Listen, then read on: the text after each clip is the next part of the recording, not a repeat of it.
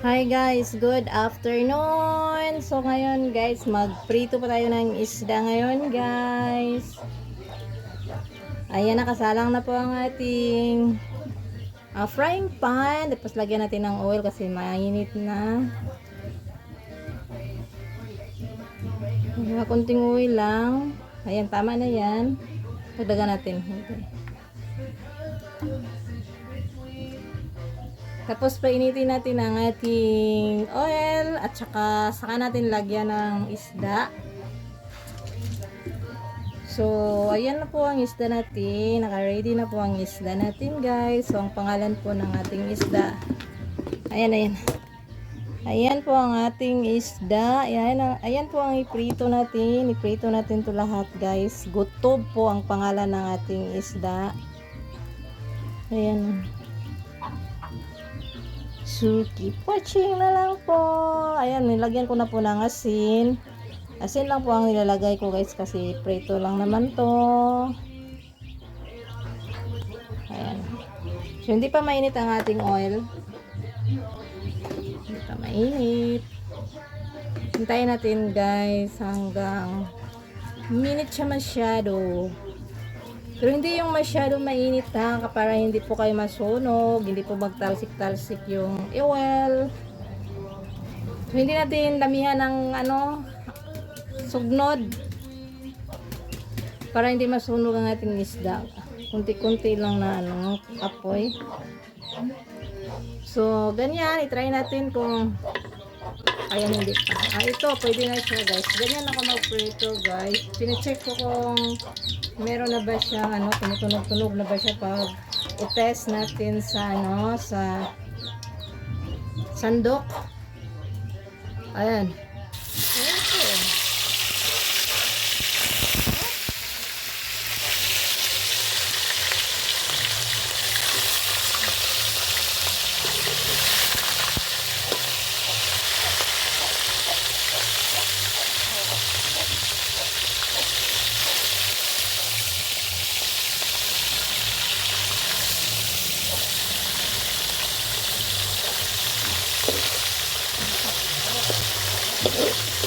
Ha? Okay, tansikan pa man. Anak, ang duhay may bilin?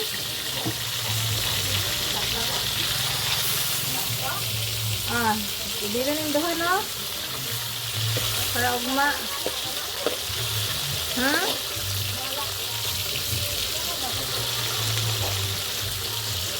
Nice.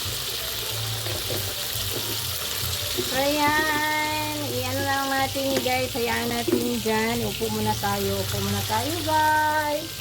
At saka mag-cellphone tayo.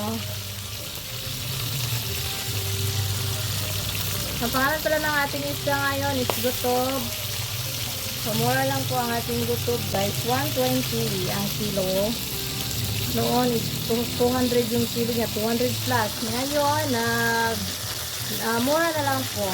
So, keep watching na lang po, guys. So, hey guys, check natin ngayon, guys, kung pwede na ba siyang pwede na ba siyang itaob. Hindi pa siya pwedeng i-reverse kasi dumidikit pa siya.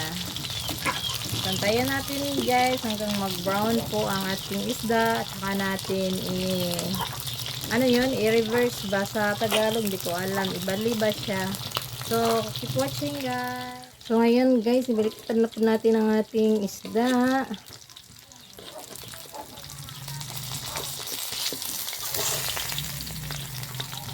Ayan, brown na siya. Tapos ito.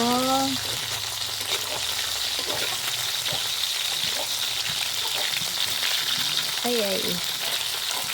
Ayan.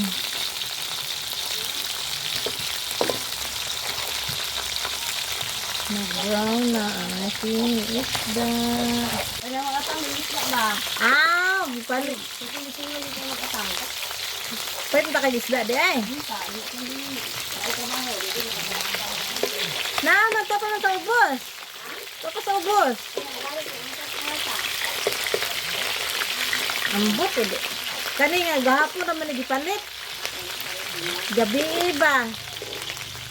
Yan, mag-isda mi kay dumdum ba ni kuan. Atang-atangi lang sa. Atang-atangi. Hapon na namuhagi. So ngayon guys, is luto na po ang ating isda. Tanggalin na po natin dito.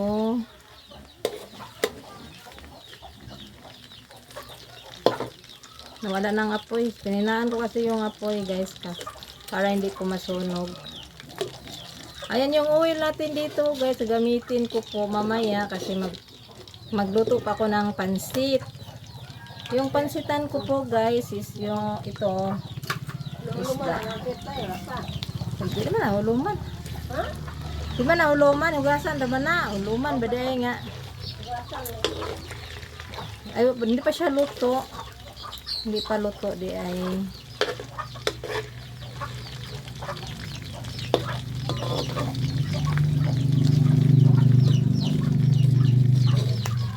Ito tanggalin na natin kasi may anuhin ko guys.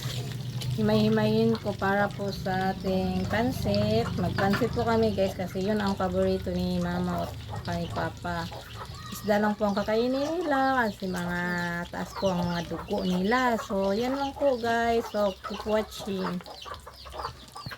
Okay, so yan guys. Na ilagay na po natin ang ating onion and garlic at saka konting chili yung red pepper. Kaya magluluto po tayo ngayon ng pansit na isda. So yung oil na yan guys, yan ang tira sa yan ang ginagamit ko sa isda. At saka nagsayang din ako guys, ayan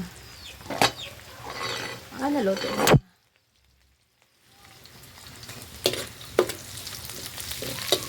Silagay natin ngayon ang ating pansit. Ba't may tinta? Sa isda to.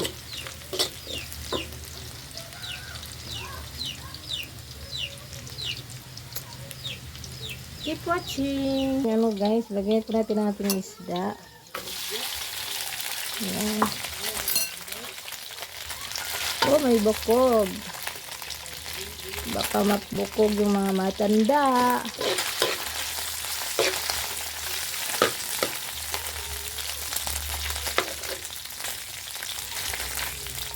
1 kilo na pansit lang ang ating lutuin ngayon.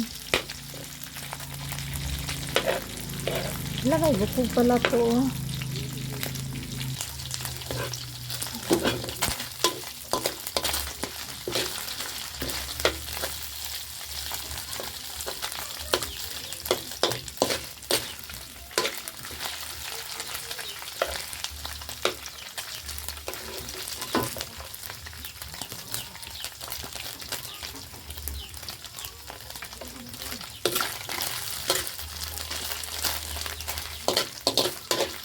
Ngayon ilagay natin ang pansit natin.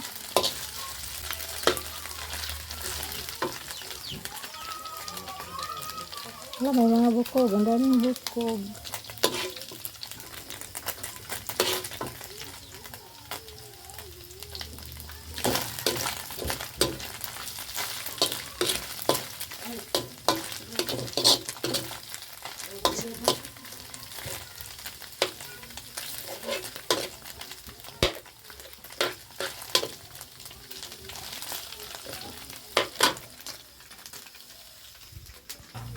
So ngayon guys, ilagay na po natin ang ating pansit.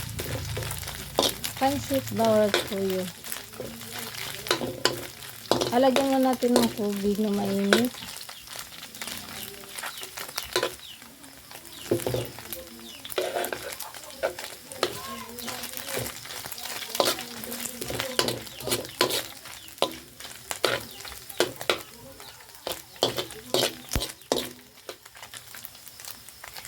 Lang bukog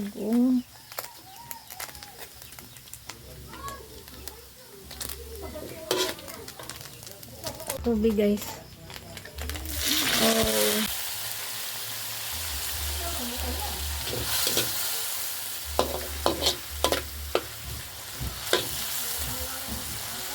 Lagay po natin ang ating pansit. Oh.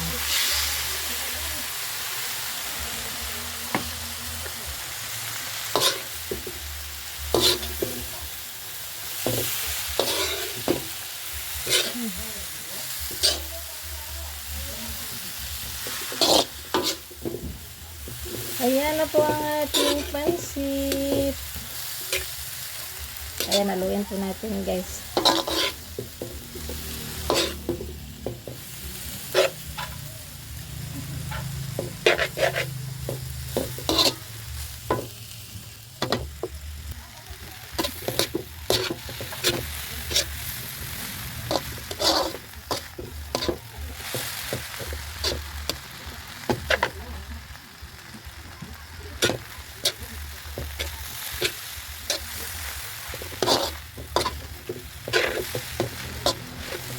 Ang tao yun, yun. Nagsitan po tayo guys.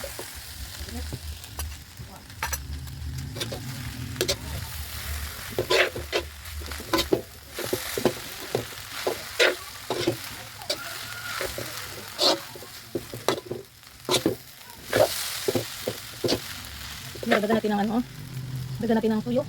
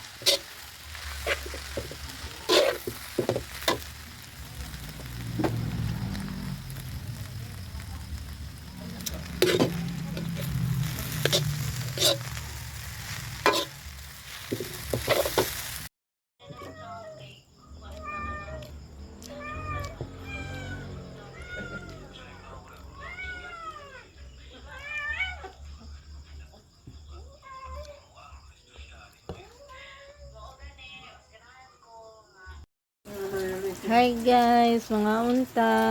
Dinner time. Kahapon. Che, patong nang iring sa kono, lamisa oh. Anak ko nagduduhol. Che! Wala tuyo dahil. Na may tuyo. Tabang na? Ang kuha kong tuyo ba? Bisa kong sakto na ang kuhan. Ah. Bantay sa kong kuhan mo ha. Kuhan yung tuyo.